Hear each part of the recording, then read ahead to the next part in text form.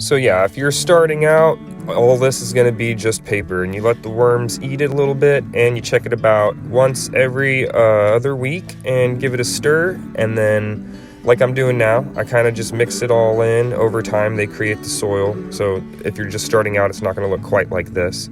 Mostly paper and whatever kitchen scraps you choose to put in it. But once I have it mixed up, all I'm going to do is I'll show you. Oh, look at Kitty.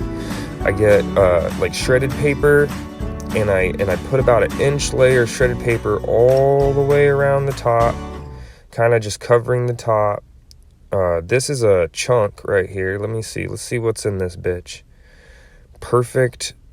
There is plastic. There was times where I used like envelopes and I shouldn't have. I do hear that they can break it down. Oh, little kitty. I heard that worms will break it down, but I don't know. I'm going to try to avoid that. So now I cut around all the plastic, and I'm more conscious of what kind of stuff I'm putting in it. Anyways, you can use spent coffee grounds as a natural way to add nitrogen to it.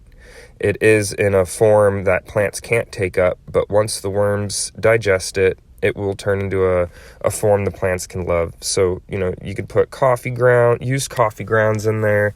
They prefer all sorts of stuff.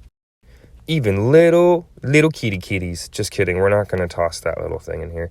But anyways, this is me kind of showing you how I spread the shredded paper around the top of the vermicompost bin.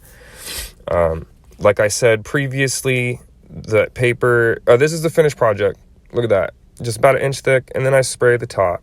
But anyways, the paper and everything you add is a food source. So even if they finish the kitchen scraps, they still have time to eat like all the paper and stuff like that. So just keep that in mind. You don't want to overfeed your bins.